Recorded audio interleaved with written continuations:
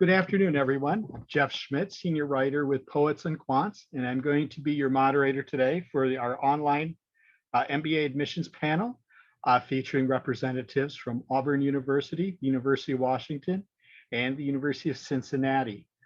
I'd like to start this out by learning a little bit about each of the individuals we'll be speaking to.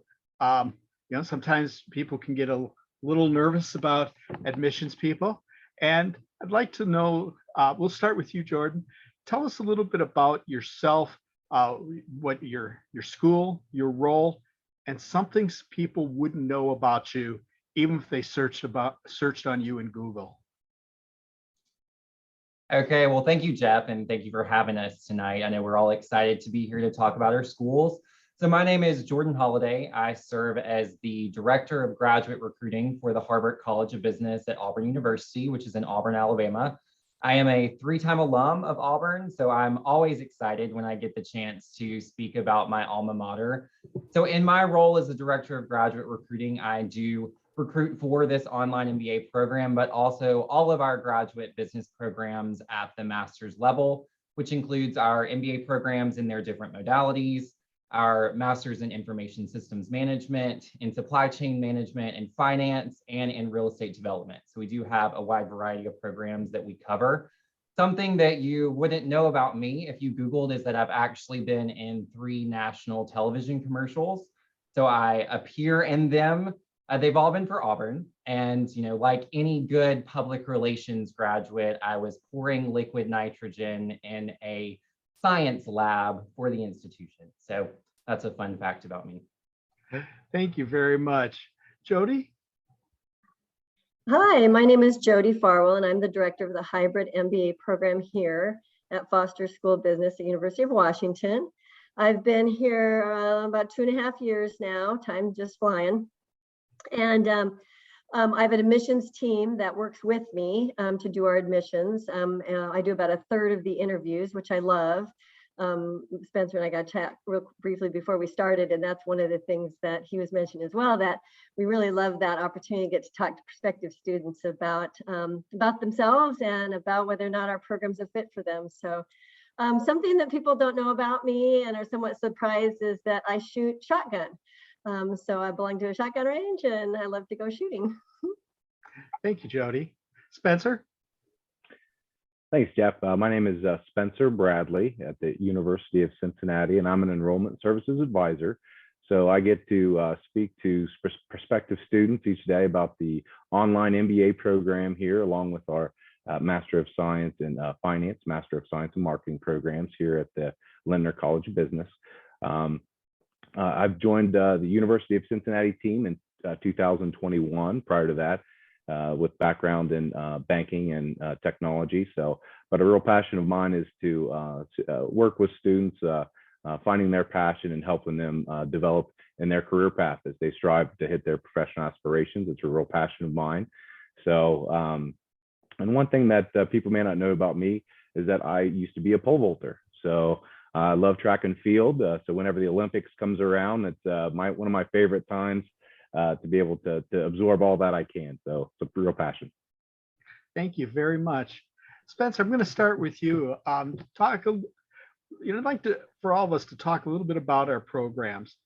Give us some of the lay of the land of the basics of the University of Cincinnati's online MBA program as far as its length, what students can expect, and maybe some differentiating features about the program that people might not know about that really brings value to an MBA student. Sure, thanks. Yeah, so our program, we've been around for 7 years. We have over 450 enrolled students into our program, and the majority of our students are working professionals that go to school part-time. So the average time of completion in our program is about 2 years, but a student could finish it in a year. But we also give flexibility. That's going to be a hallmark of our program. So students do have up to 5 years to complete our program once they enter. So that's a good feature. Now, that's usually not the norm, but it's something that they have the option to do. We're 100% online and 100% asynchronous, so you don't have to be at a certain place in time in terms of being in front of your laptop for a lecture, coursework. But students can go on campus for classes. So if someone is local and desires to attend a class on campus, that is certainly an option for them. So that's another nice feature for those that are local. It's something that if they want to do that, they can. We've got 6 entry points into our program.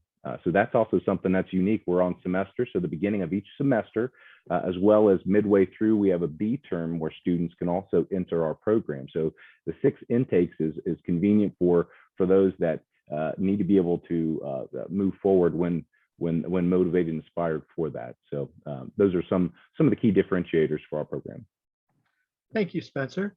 Jody, talk to us a little bit about the fundamentals of your program. You bet. Well, we've just started our 5th class. We are a 2-year program. We don't have quite the flexibility Spencer's program has. We are a team-based cohort lockstep program. So the students are put into teams. They'll be in their teams the first year and through all their core courses. They'll take elective classes that's where some of our flexibility is. We have 11 elective offerings that they can choose from, where they get to be teamed with other cohort members that they weren't prior in the first year.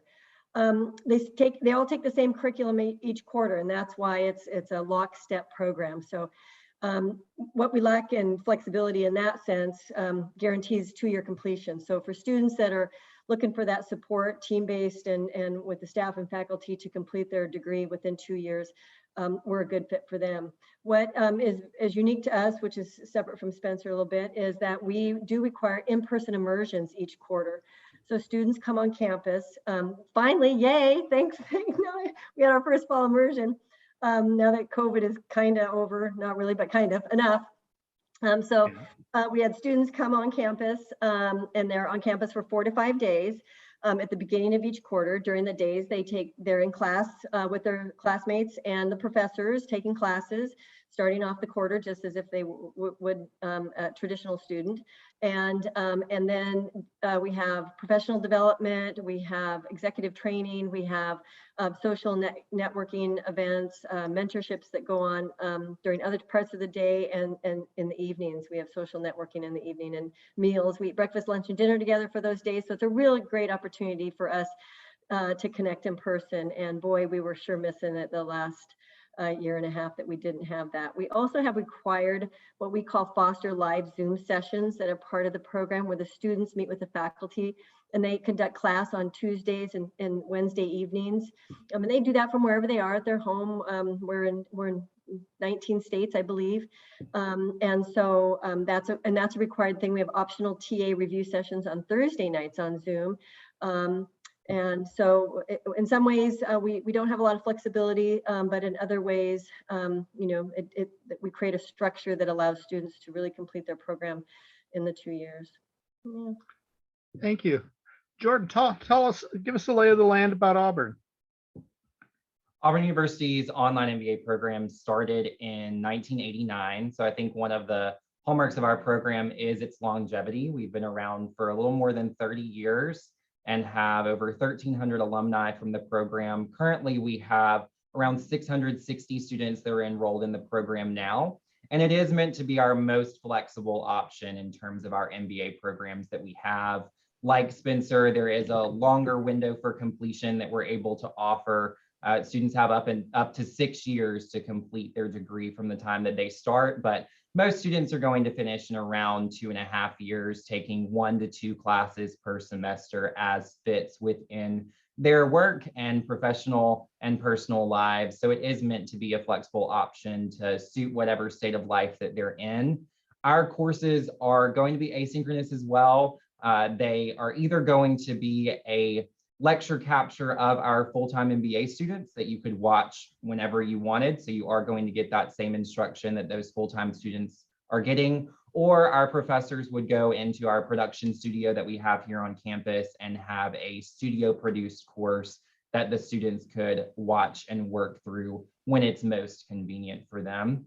Our online MBA program also does have some dual degree options. So I mentioned some of our master's programs that we offer, our MS programs, and students do have the option to do dual degrees in finance, information systems, supply chain, or industrial and systems engineering. So there are some other ways that they can expand that MBA degree once they're in the online MBA program.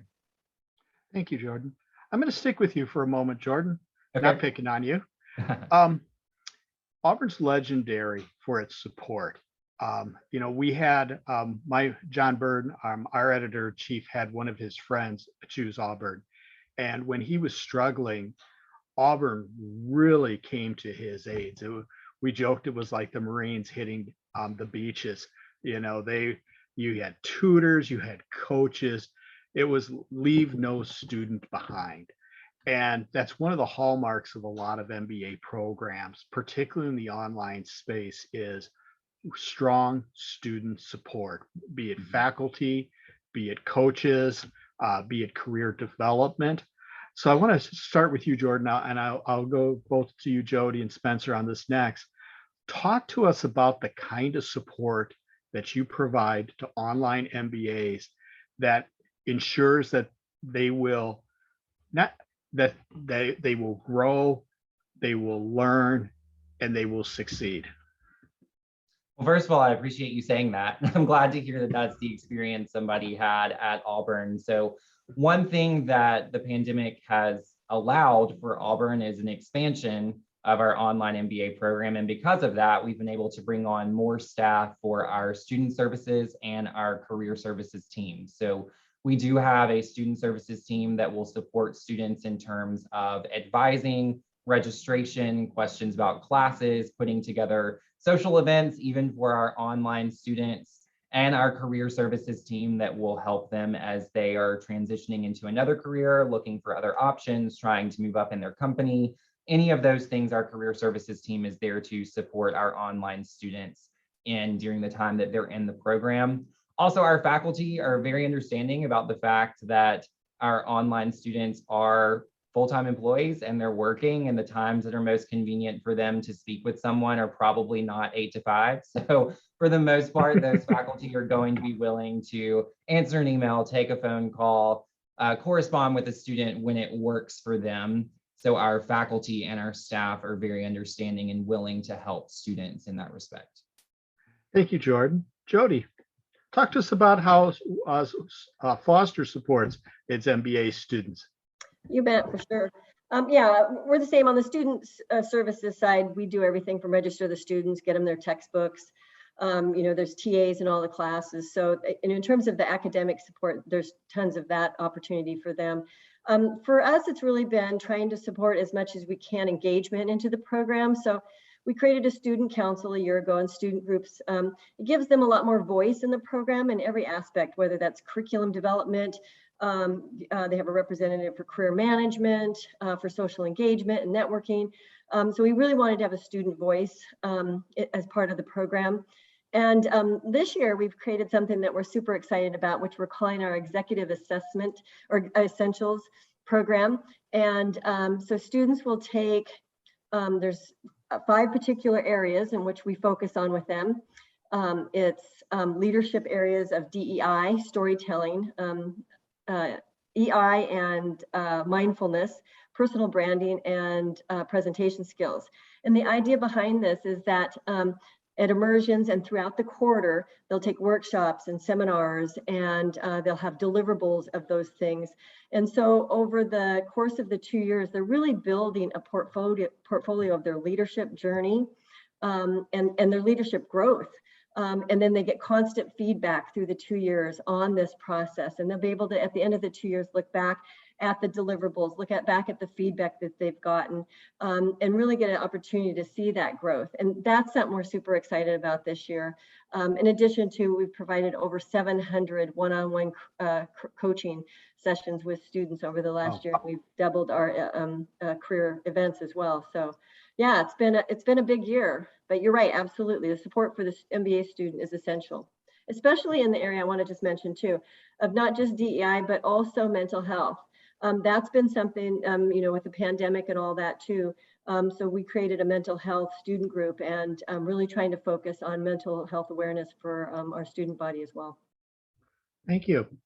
How about you, Spencer? Talk to us a little about Cincinnati's support system.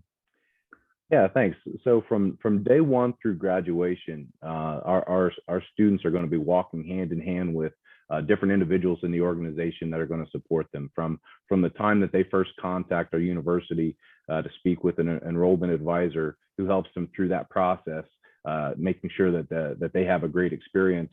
So when they are admitted into the program and have along with your academic advisor, along with the student success coordinator that's going to be with them all the way through graduation, helping them with registration, dealing with the different things that come up so that they can contact them at any time.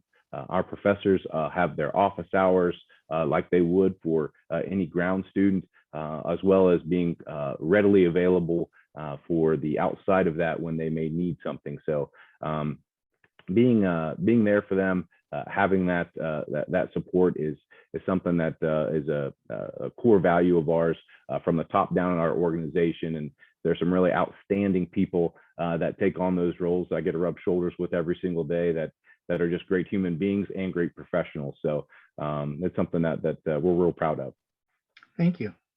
One thing sometimes that MBAs worry about, online MBA applicants worry about is, I might be out here all alone in Dubuque, Iowa, and what kind of community do I have? What kind of network can I expect? How can I tap into the alumni, for example, or some of the resources that are available to the full-time students? Let's start with you. I'm going to start with Jody here. Talk to me about how fosters community in your online program, both connecting students together so they build a real tight-knit cohort, and also how you connect them to resources such as alumni that can, in fact, help them be problem solvers, champions, mentors, heck, even investors in some cases. Talk to me about those kind of connections that you make in the communities that you forge. You bet. Community, that's one of the things we foster here is we foster community, and that starts at the admissions process. So, when we're looking through applicants and I'm doing interviews with prospective students, that we're looking for the we greater than me kind of person to enter the program, because those are the kind of people that are going to help build a community. Those are the people that want to be part of a community, as opposed to a student who's just like, I'm here to get my degree. I don't want, a lot of engagement. I just want to get through it. And so for us, that community is the essential part of getting admitted into the program. Once they're in the program, gosh, we do everything we can. That our team building, our teams is huge. The students take 2 quarters of team building, and we assigned a peer mentor, which is a second-year student to every team, and they help them navigate everything from the team dynamics of trying to figure out when they're going to meet online, virtually through the quarters and all that kind of stuff, who's going to do what work, any personal issues that they might be having, and just really help the teams bond. I really noticed over the year of the pandemic that without our in-person immersions, boy, our teams really struggled. The students were about a quarter behind in terms of where they should be developmentally and creating that bond with each other.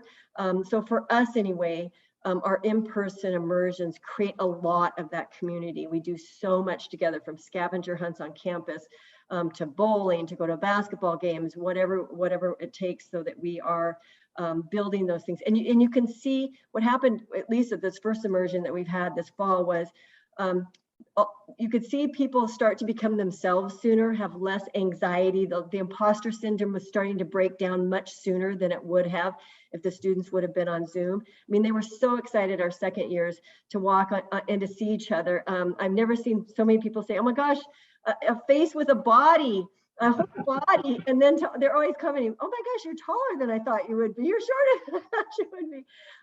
But just that ability for us to be face to face and build those connections. We're together 12 days. That's it, 12 days throughout a year. But boy, those 12 days just really snowball into our connections throughout the rest of the quarter. And in terms of our alumni, gosh, we have what we call an alumni audit program. So alumni, the second they graduate, can come back that following fall, and they can take 1 class a quarter for free. And so they're back in the classrooms, not literally, of course, but in the Zooms or whatever, and virtually they get the recordings of the Zoom sessions. So it really keeps them engaged, and also lifelong learners, which is huge. And we also invite our alumni to all our social events. They come to alumni panels during our immersions.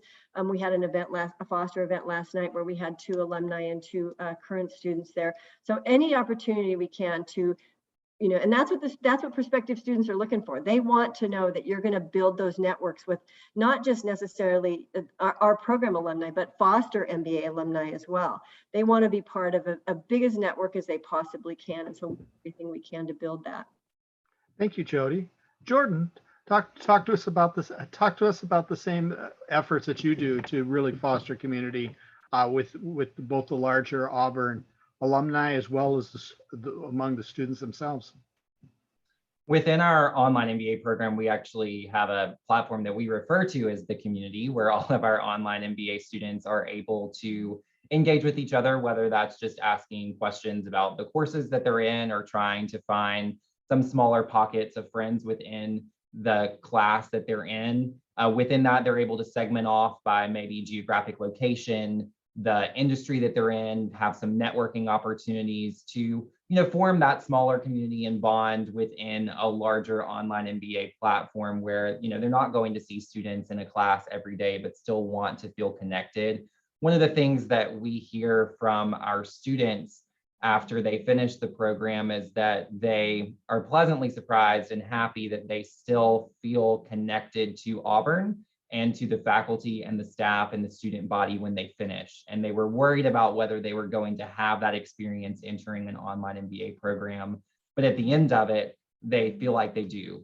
And that's something that we're really excited to hear from them, is that they still feel like they're a part of the Auburn family and can identify themselves as that, even if they've never been to campus, but maybe one time. So like Jody mentioned, we do have opportunities as well where we can invite students to campus and our alumni to campus, to events and places where they can socialize and network. And our career services team as well has those opportunities with alumni where they can get them with students. For a prospective student, we're happy to connect you with an alumni as you're looking for the process of what school you'd like to select. If you'd like to talk to one of our alumni and hear from them what the program was like, we're happy to facilitate that. And we know that those alumni are advocates of the program and want to talk to you as well. So please, by all means, I'm sure we could all say that, please reach out to us if you want to speak with an alum, because we're happy to set that up for you. Thank you, Jordan. Spencer, talk to us about this. Yeah. So from day one, we are looking at our students to be able to find out what their goals are, what their passions are, how engaged they are, because we want an involved student. And similar to Jordan, we've got a platform on campus. We call it our campus community, where our online MBA students can collaborate, where we can be able to share news and events where they can connect. And again, we want that engaged student so that they'll be able to utilize this tool to be able to network and just to be able to be connected throughout the process of the program. We also have projects that work with local organizations, several which are the alumni base, so that they're able to that alumni base knows how important these types of projects are and how they were benefited from them. So they give back, and we're able to incorporate that into our curriculum by incorporating these different types of projects.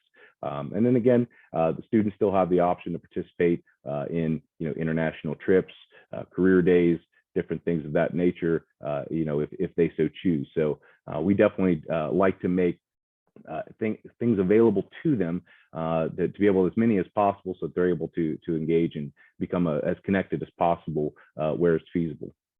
Thank you. Now, a couple of years ago, people would say that online was kind of a disadvantage in students. With COVID, it's become the brave new world, and being able to operate online has actually become an advantage. Talk to us about, I'm going to start with you, Jordan. Talk to us about how being an online MBA in many ways provides an experience and a skill set that better prepares people for rigors that will come when they take that proverbial next step in their careers, whether they are looking to run their own company, move into the C-suite or into management. Talk to us a little bit about how online learning, the whole function of online learning, really enables them to take that step. Yeah, I think that's a great point. And one of the biggest things I would say first off is time management. Most of our, if not all of our students are full-time employees. So as they're completing this degree, they're not only balancing their career, but they're balancing their coursework and their personal lives and having to be successful in all of those at the same time. So as you continue to progress and have more responsibility in your career, time management becomes a very important piece of that. So I would say that that's one thing. Another thing, our online MBA program, now the average years of work experience for students, for us in the online MBA program, is a little more than 8 years of work experience. We are seeing more mid-level professionals, people looking to go into those management roles that are enrolling in that program, which means as you're working in group projects, which most of our classes have, and they have those opportunities to collaborate, you are getting to collaborate and learn from other peers across the country who are within that same career progression that you are. So that gives you a network of people that you can lean on after the program is over and that you can lean on as you have questions while you're in the program. Also, I would say that now in a post-pandemic world, I think that people have understood and learned the convenience and affordability of doing meetings across the world on Zoom and not always having to be in person. So being in an online MBA program and being familiar with that online format and working on projects with people from across the country that you don't know, but doing it in a virtual environment, having that skill set, I think, will be increasingly important as people move on in their career, because I think, as we probably all know, it's something that's here to stay and that we'll continue doing. Thank you, Jordan. Jody, you have the same professors, you have the same resources. What makes the online platform so much, really taking it to the next level in an MBA, in your experience? Absolutely. I think this was the unique thing about the pandemic was, which gave the online programs so much credibility, I think, was that, for us, we've known this, right? That our programs are intentionally designed. We have instructional designers that meet with the faculty. We map out course outcomes. It's very thoughtful and purposeful how we design the media content for each online course. What's going to be face-to-face, what's going to be online. And we have a whole instructional design and media team that does all of this stuff for us. It takes about 9 months to create a course. For the programs that had to pivot quickly to an online environment and not have that time, that luxury, those resources of an instructional designer, media teams to create and be thoughtful. That's the most important thing, to be thoughtful, intentional about the content that they're creating and how they're going to deliver it to students. Even the first couple of years we taught in this program, there's ongoing faculty development, because you can always be doing it better. How do we make sure that if we have 45 students in a Zoom session, that every student gets called on, that every student is being appropriately engaged into the course? There's nobody sitting in the back of the room not participating. That's extremely important, because you don't want a passive online program. You want a very active, engaged, rigorous online program. So I think for a lot of us, this has been a huge win, because it's really given the online program such credibility that we are a rigorous and extremely educational experience for anybody looking. And we have everything that Jordan just said. I mean, if you come in with the sense of you're organized, you're purposely driven, you're going to do well in an online environment, right? And so I think, I think you're going to see a lot of MBA programs probably pivot to more of a hybrid model, as some students don't want to be on campus, 3 nights a week or whatever it may be. So I think this has been a great thing for online programs, and hopefully for society as a whole, that that we're not stuck in traffic and we're not fighting parking on campuses. I don't know about what it is like on your guys' campus, but parking is expensive here at University of Washington. And so for students to be able to not have to park on campus 3 nights a week, or take the light rail or whatever, it's just been a huge advantage. So thank you. One thing I wanted to, I'm going to pivot off this issue. I'm going to go to something for Spencer. One thing I noticed about Cincinnati, you have a higher percentage of female students, 51%. Talk to me about how at Cincinnati, you're providing, especially since a lot of schools, when I look at them, I'm looking at 33, 37, 38%. Spencer, talk to me a little bit about how you're able to foster a stronger sense of gender equity and also diversity as well within the program. Yeah, that's been a focus of our program. So to be able to network specifically to women, to support executive women networking events, to be able to really be aware of that. And you nailed it as far as increasing diversity. Kind of leading back to your last question on preparing our students for leadership roles, for executive roles, is being able to rub shoulders with individuals they may not have had a chance to, maybe in an on-campus program, where now they're able to collaborate in events with just a wide range of individuals they may not have had a chance to. But so that's been a real key to us, but it's been a concerted effort as far as where we're spending our dollars to be able to reach individuals. And so when we're highlighting our alumni, when we're highlighting our current students, we're making a point of emphasis to be able to highlight these success stories, these great stories, because it's something that we're proud of, something that we're trying to tell people. Thank you very much. I want to pivot now to the admissions process. Let's talk a little bit about, let's take it from two angles. When you're looking at an application, what is one thing someone can do to get to the top of the proverbial pile, so to speak? And what is one common mistake that you see that really, I guess the phrase, I'm trying to think of the appropriate phrase, which maybe doesn't show people at their best? Jody, let's start with you. Sure. We look for all the basics, same thing as everybody else. Are you academically qualified to be in the program, right? That's first off. But then what you're really looking for, and most of this I'm looking for in extracurricular things, or I'm looking for it in their essays that they write, or even the recommendations that they get submitted, that really talk about the person, right? What intrigues me most is when I feel through the application, I'm getting an authentic person. I'm getting the real person, right? And they spend some time talking not so much about but more about teams that they've been on. So if they're team focused in their essays, if they're team focused in their recommendations, this student or this person employee was a great teammate, or took the lead. You want to see that they have leadership capabilities, teaming capabilities.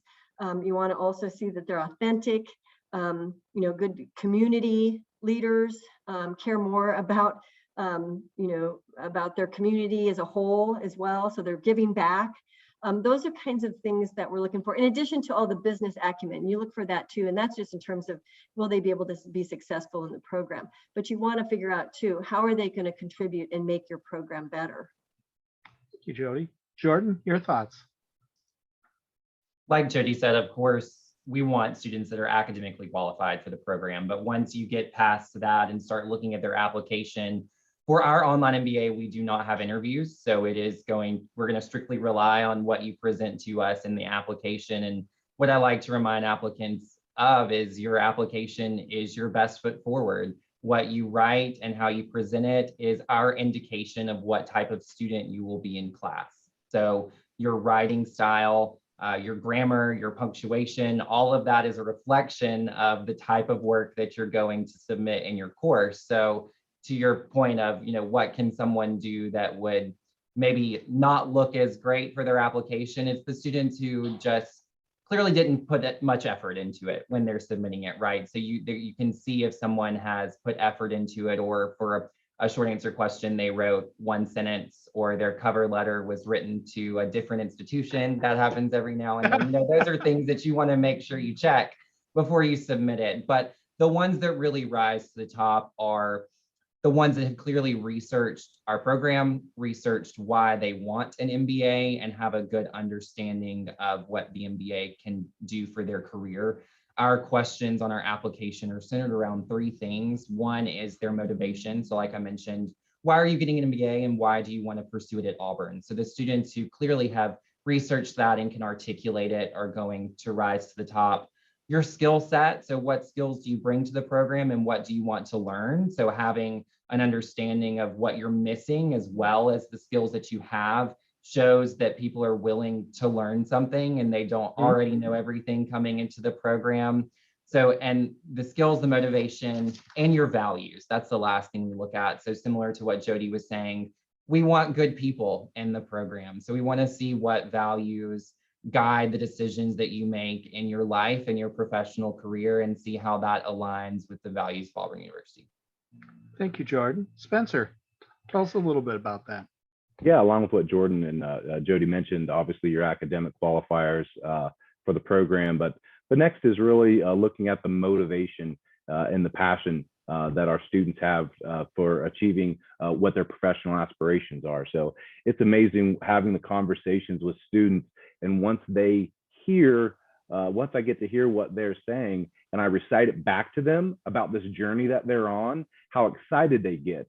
Sometimes they don't understand how much they've accomplished to this point. So it gives them excitement to be able to showcase themselves in a goal statement, which we have them present to us, which is very important. We have a holistic admissions approach. So we're looking at everything. So along with, their resume, their goal statement, showcasing their self, talking about their goals, their letters of recommendation.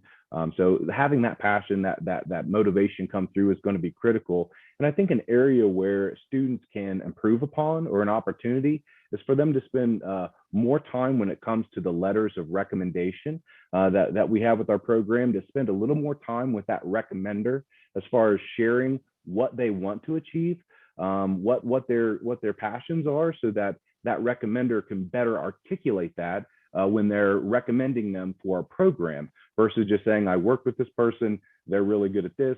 Just saying, understanding where they want to go in life and what they're trying to achieve, and then be able to articulate that. So I think spending a little bit more time in there when they're communicating with that recommender, versus just asking them for a recommendation, but really telling them what they're trying to accomplish, I think would be a benefit for prospective students. Thank you. One thing that sometimes scares applicants is the thought of work-life balance. And how am I going to be a good parent? How am I going to be a good spouse, a good employee? How am I going to still be able to still have fun, still be part of my community, and not become a hermit and lose touch with all my friends? All three of you have basically shepherded these students, not only at the beginning, but you follow them through the end.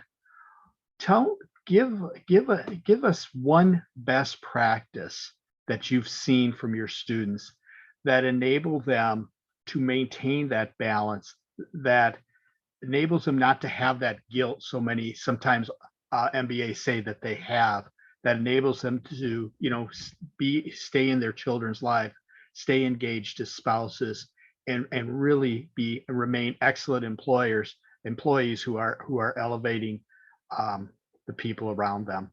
What's one thing that they can do as students to achieve this work-life balance? I'll start with you.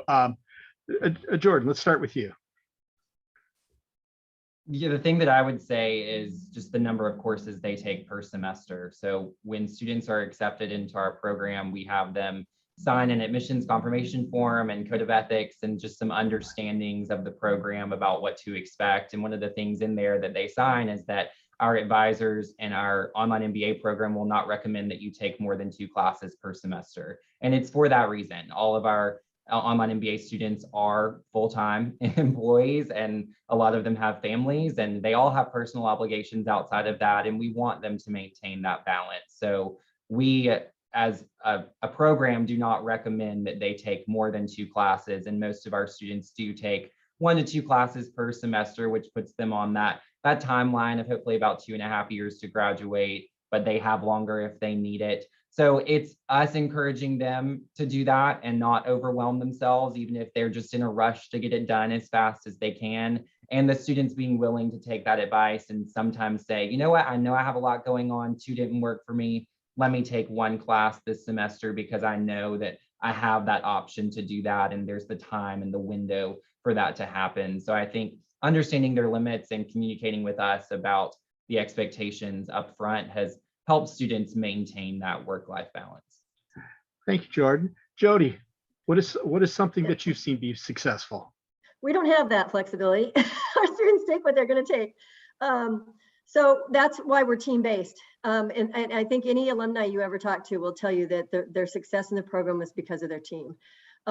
So we're very clear at the beginning, hey, have you talked to your family? Have you talked to your bosses? Have you talked to your friends? Do they understand the commitment you're undertaking for the next 2 years? I also hold a Zoom session with loved ones at the first quarter and thank them, first of all, for giving me their significant other for the next 2 years. Let them know that it's going to be rigorous and promise that I give them back. And so it's tough. There's no doubt. But I think what I've seen students when they finally get to the point where they can build that bond with their team, which usually takes the first quarter, they're able to say, hey, I got a big work project coming the first week of next quarter. Can you guys take on a little bit of the load next week on that assignment so that I can, but I'll pick it up third week or whatever. They're so accommodating to each other. We've had babies born and all kinds of fun stuff gets to happen over the course of these 2 years, weddings and sometimes some sad things happen too. And they're just such a great group of students that they take over for one another when they need to. So I think without our team, we have the program support and the faculty support as well, but the support of the teams is really what I think enables our students to have some sense of work-life balance during the rigorous 2 years that they're here. Thank you. Spencer. Yeah, I think communication is going to be a key. Earlier, we talked about all the tremendous resources that are available to our students, but being able to communicate effectively with them to make sure that they are in a position to succeed, or if there is a difficulty, sharing that difficulty. We have a welcome call. Our student success coordinator has a call with every single student, and based on the number of classes or the number of credit hours they're taking, they're going to indicate the specific average number of study hours you need to allot each week. Do you have a plan in place for this amount of time each week so that there's not going to be that shock factor? So preparing them ahead of time, but also encouraging that communication throughout, and also with the professors. So again, I'll hear conversations where a student might be struggling, and have you communicated that with your professor yet? And they say, well, no, I haven't. So just encouraging that open communication, knowing that we are there for them. And I think those are the key things that I've seen that have really helped students and can keep them on track, just so that they are having a workload that meets with them appropriately, but also to ensure that throughout the program, they're going to remain on a pace that they finish in a time that's best for them. But that communication is going to be key. Thank you. We have about 2 minutes left. And so I want to turn this over to you. We'll start with you, Jordan, probably about 30 seconds, 45 seconds. Something you would like our readers to know about Auburn or about online MBA learning that is absolutely critical. Yeah, I think one lasting thing I would say about our program, I like to talk about our flexibility and longevity, but I also just want to mention our return on investment. So our program is competitively priced. It's $900 a credit hour, about $35,000 total for the program, which is affordable for most students. And we have a lot of financial assistance from employers that they can provide for that. So I encourage people to ask about that at their company. But also our students report earning about $30,000 increase in salary at the time of graduation. So that debt ratio in terms of their earnings is very good at Auburn from what we've seen for our students. So I encourage people to think about return on investment when they're looking at any program. And especially if you're looking at that at Auburn, we'd love to talk to you about it. Thank you. Jody. Yeah, our program isn't quite as inexpensive as yours is. Ours is last year was 78,000. So, but the return on investment, you're right. I think no matter where you go at one of these top schools to get an MBA, you're going to get a huge return on investment. About 2 years out, about 80% of our students have been promoted or had some kind of career transition that has moved them into more of a leadership role. So yeah, I was flabbergasted when I first saw the numbers.